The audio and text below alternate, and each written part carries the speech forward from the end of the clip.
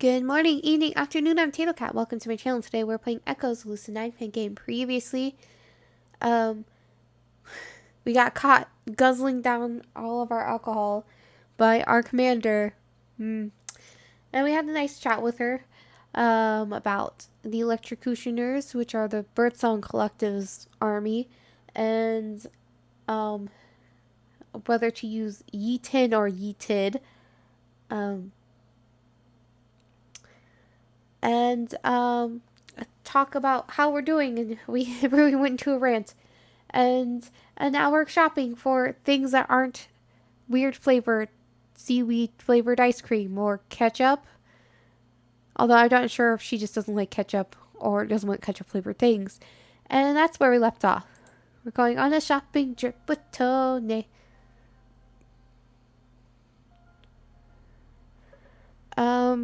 Yeah, so we're going to go here. Travel to the surface.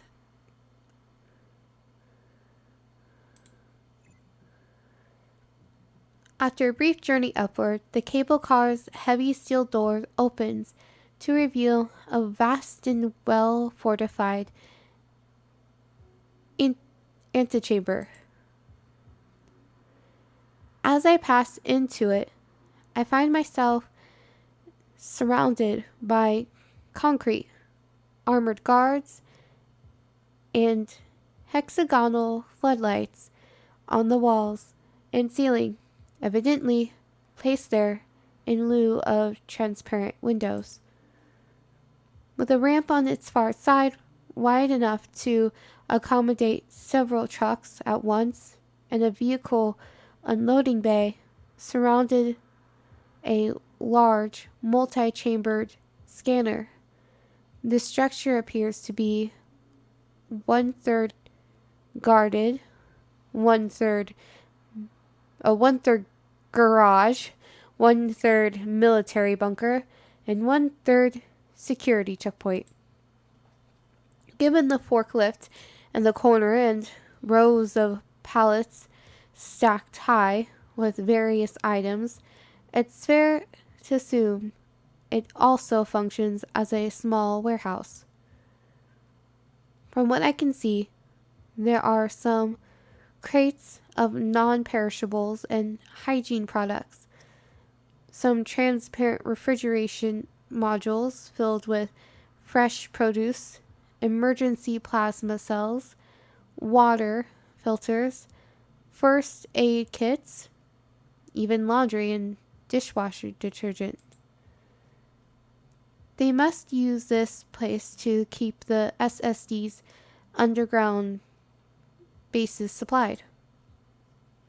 If that's the case, I hope this isn't the only one the division has, but given how secretive and compartmentalized the organization is, it's likely that a few doomsday pantries already exist as backups. Operative Lucid9? As I make my way through the facility, one of the heavily armored guards standing off to my right holsters his weapon and breaks off from his post to approach me. For a split second, I'm extremely unnerved by this sudden recognition, something that would be virtually impossible to pull off through the opaque voice distorting and identification-free veil that any armor provides. Oh no! I should have. Did she put on her suit? I hope I did. Is that why the clothes are a thing? Or is that just an extra personal thing? Like, I get to make my character look cute, which is fine, because I did not put on my thing to get free stuff without ID. No, okay, not free stuff. I did not put my thing on, so I didn't have to use an ID. Of course, that's before I see the rank insignia identifying him as an S10, the highest rank a staff member of the SSD can achieve without being promoted to provisional operative or becoming tenured staff. It's an extremely uncommon rank, from what I've heard. Most S8s and S9s accept the promotion to Op 1 if it's offered, given that the pay's usually enough to justify the constant surveillance, skullduggery, mandatory enhancements, and lack of personal freedom.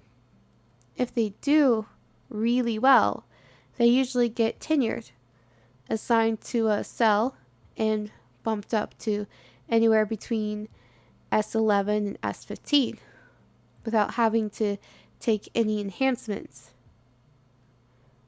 Though, that's arguably even more restrictive and could even wind someone up with their ass on a platter if they weren't careful.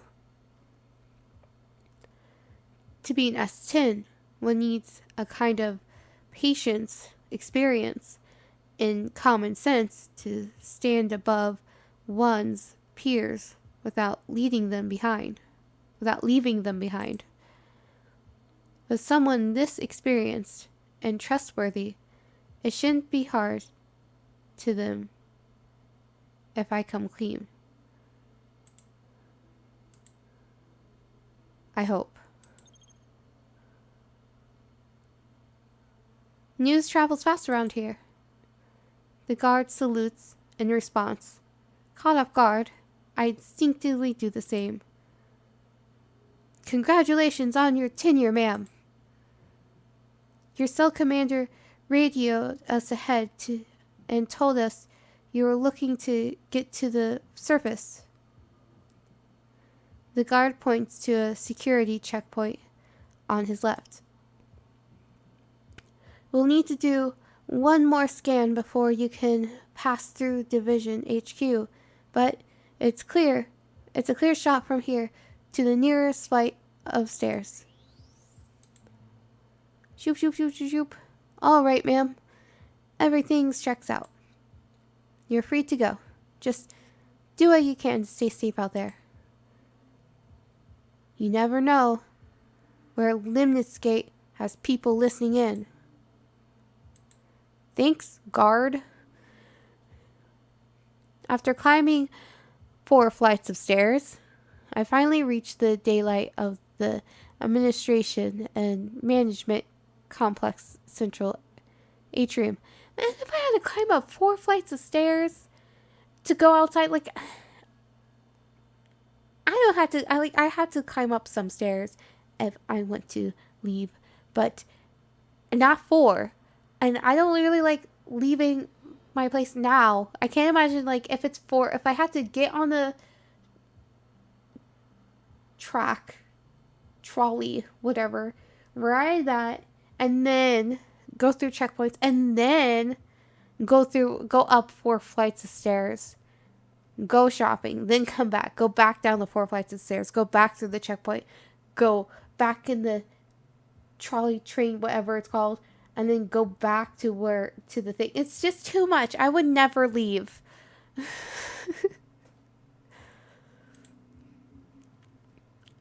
Surrounded by greenery, fountains, monuments, and heavily fortified buildings, I take a quick glance upwards to the transparent titanium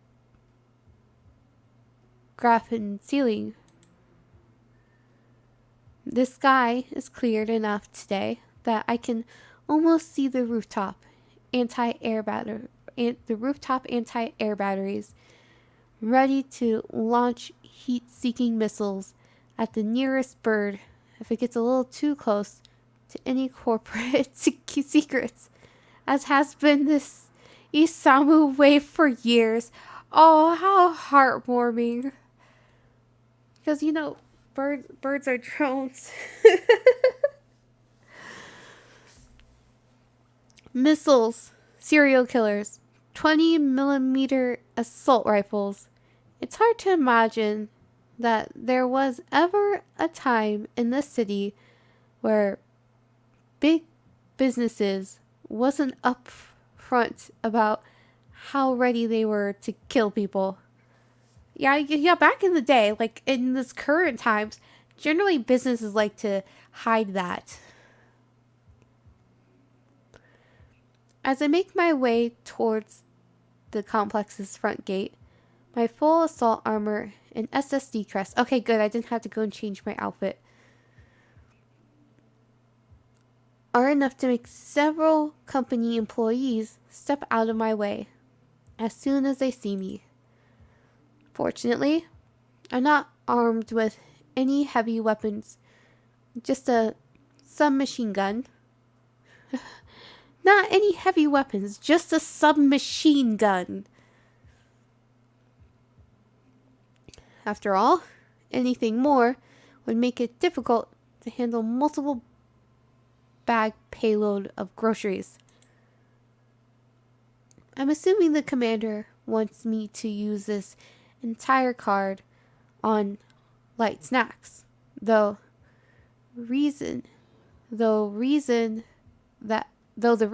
we go, that she didn't get any of the cell staff to do this for her is beyond me. Because she wanted you to leave. They're setting up a surprise for you, Rui. And it's a whole lot easier to do that if you're not in there.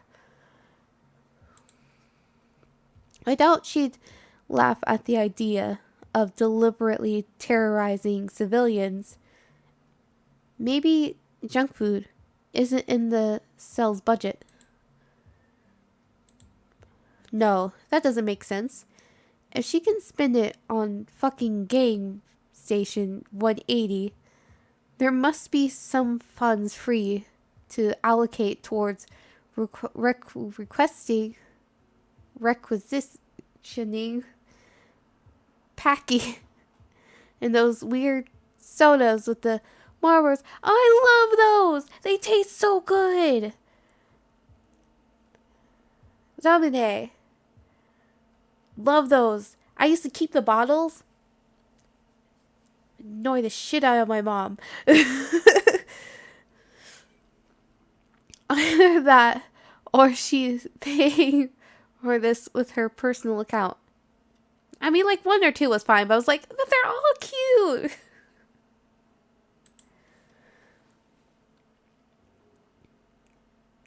I wonder if anyone's ever swallowed one. Oh, the balls? I don't think, no. No, because the way the bottles are made, like, that marble's, like, stuck in that one place. The only way you could swallow one is if you, like, take it, like, break it, and then, like, yeah, I'm going to eat that. Come to think of it, the bottle looks like the kind of thing you'd only get away with selling in District 3. I wonder if anyone's ever used it to... Used it to what? What were you thinking, Rui? Thankfully, I noticed Katsuragi and Tone. I don't know for the answer to that. I'd hope not. I don't know if that's what she's thinking, but I feel like that is. Sounds like it'd be painful. I notice Katsuragi and Tony waving to me just as I'm about to finish my current thought. Timing was as good as it could have been, too. I could practically feel my brain melting into some sort of crude sludge. Sorry to keep you two waiting. Katsuragi chuckles loudly. Just glad you're still alive, ma'am. Chairman Saito told us you'd be conducting an op in Combine territory for a few hours. I've got no clue as to what kind of deals you're making up there, but they must have been important. Black Star doesn't take too kindly to armed visitors in their jurisdiction.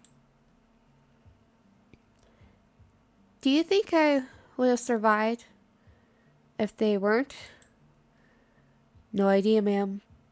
Just watch yourself around KCOM and its forces. Ow. Smacked my hand on my desk.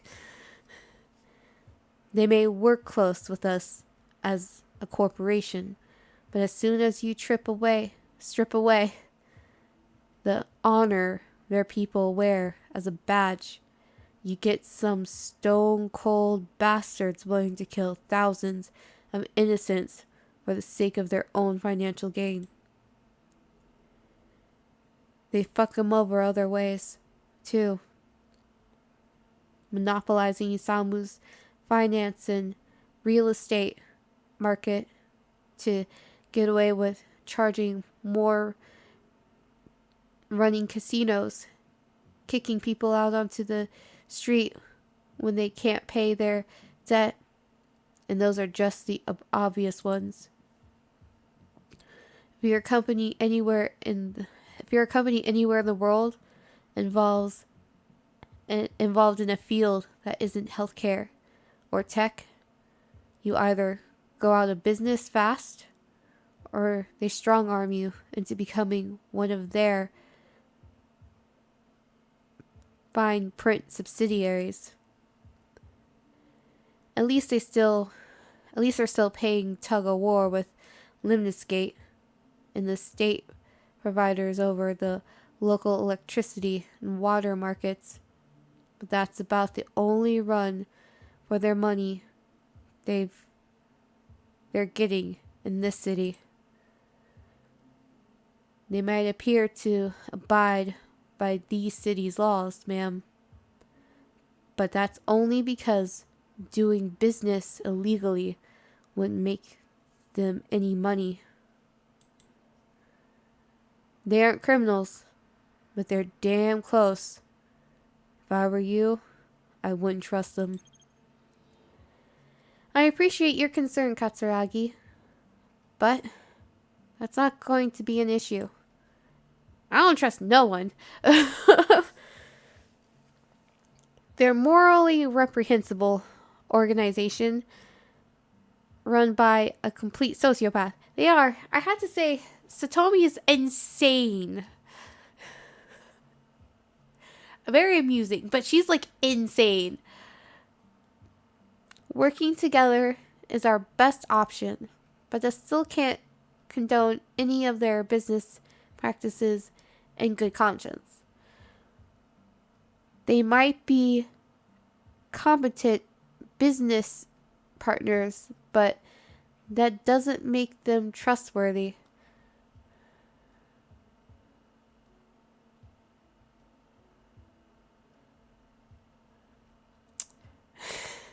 I like how all these are saying, yeah, they are a bad company.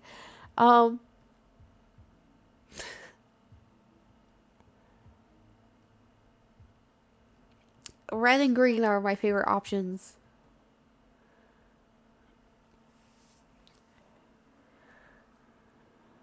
You know what?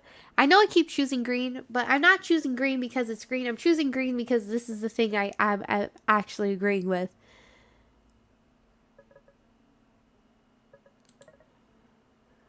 They're a morally reprehensible organization. They're a morally reprehensible organization run by a complete psychopath.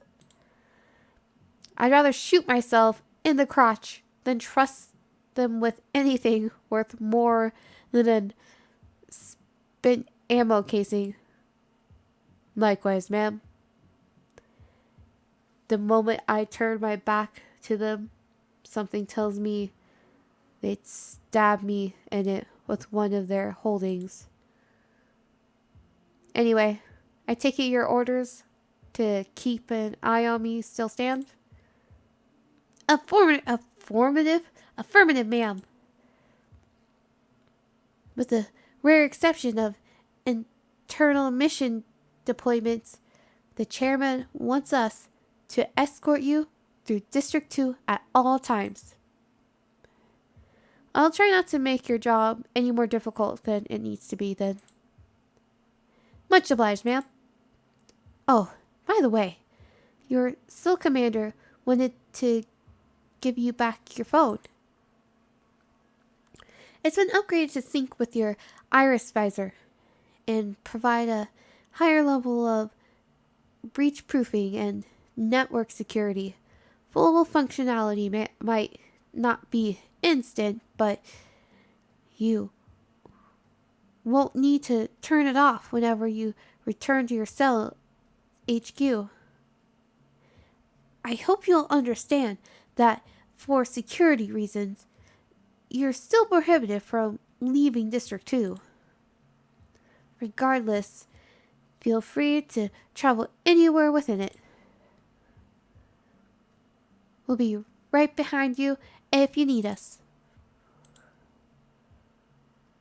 Katsuragi must really not like KCOM. I honestly can't blame him for that. Their reputation is bad enough on its own that they rarely even bother using the full KCOM name and logo on ads outside of District 3. If you look anywhere else in Isamu, you'll see Combine Financial Services, Combine Legal Services, Combine Realty, but no mention of Kazuhaya's name. In addition to that, the only reference to them owning their subsidiaries is written in 4-point font at the bottom of a stack of legal documents. It's a smart move, honestly. I doubt the average non-desperate person in the city would knowingly and voluntarily apply to work for Satomi Kazuhaya. I knew about the supreme lending and hostile corporate takeover already. But this is the first I've heard about the price of housing being controlled. Somehow it's even worse than taking people's houses when they can't pay their debts. Not only can they raise rents and force people into corporate shelters on a whim, but selected distribution of price tags would restrict home ownership in places like District 3 to only the richest and the most powerful people. In a nation that practices the same combination of militarism, gentrification, corruption, and cronyism as KCOM, I'd find it easy to believe a parking ticket would carry a harsher sentence. Did I pronounce that right? Is it cronyism?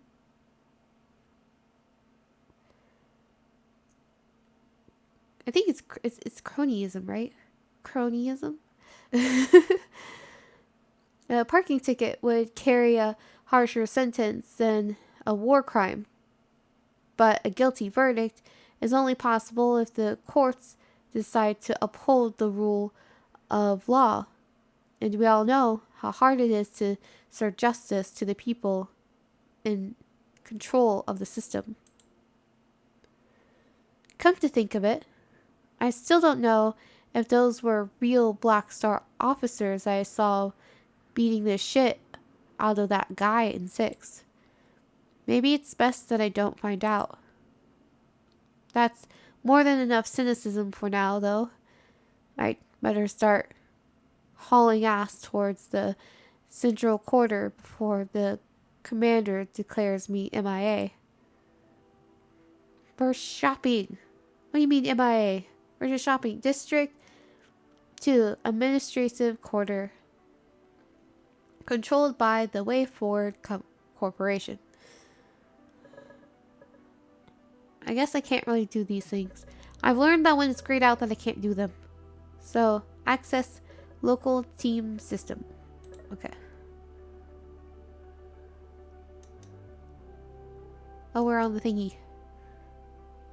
Go to District Central Quarter. Okay.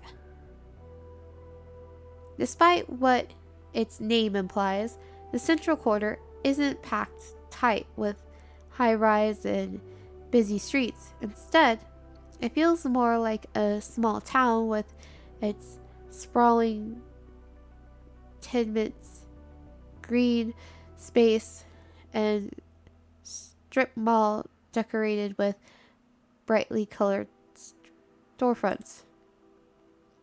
Among the largest and most vibrant of all is the red and white signage of Mart, District 2's biggest and only supermarket. I should get in and out of there as quickly as possible. I doubt the people in there are used to seeing an SSD operative walking around in broad daylight. Or at all, for that matter. Okay, go to Mart.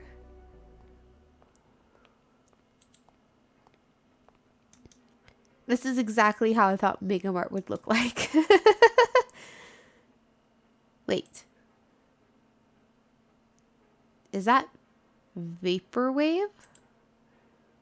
Why are they playing Vaporwave in a grocery store? I used to listen to songs like these all the time when I was younger. I don't have things turned up very loud. Here, let's see if I can hear Vaporwave.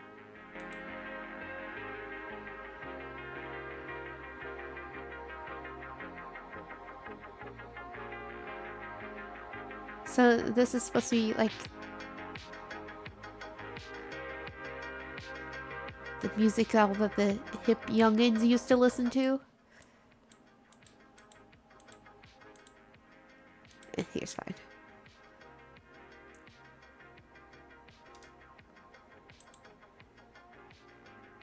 Oh, maybe that's why. Well, it's certainly better than elevator music. Actually, I have no idea how loud that actually is. My speakers aren't turned up very high. Here we go. I swear, if I hear stimulus advancement one more goddamn time. Alright, this looks like the snacks aisle. I should probably pick up some soft drinks first. I'd rather not crush all the lighter groceries under a pile of high density bottles. Smart choice. I approach the cart enclosure. I quickly go over a list of potential refreshments in my head. I was given 10,000, which in theory is enough to supply one party's worth of snacks for an entire cell. Though I still don't know why the commander wanted me to do it. If it's supposed to be a surprise party for me, it's not quite a surprise if I can see it coming from a mile away, or much of a party if the host sends me to buy all the food. Well, I imagine surprising you is not the best idea, Rui. Because you're either going to not know it's going to happen, you're just going to be way too fucking drunk. Or you're going to be not know it's going to happen and be way too fucking drunk and then get surprised and then shoot people in the face. Or punch them in the face. Like, or stab them in the face. Either way, somebody is going to be harmed. So, telling you that there is going to be a surprise and sending you away gives them time to, like, decorate or something, you know. Maybe they want to give you more protein rice. Make you special protein rice that you loved so much.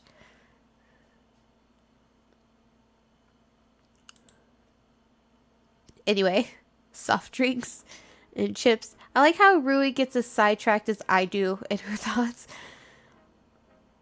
and generally well received forms of empty calories. I'm pretty sure the commander likes Paki as well. Who doesn't love Paki? Paki is delicious. And there's so many flavors now. Don't know why she insisted on having nothing ketchup flavored. Though maybe there is a funny story behind that. Well, we'll see how the shopping trip goes in the next episode. It shall continue. It'll be shopping trip part 2.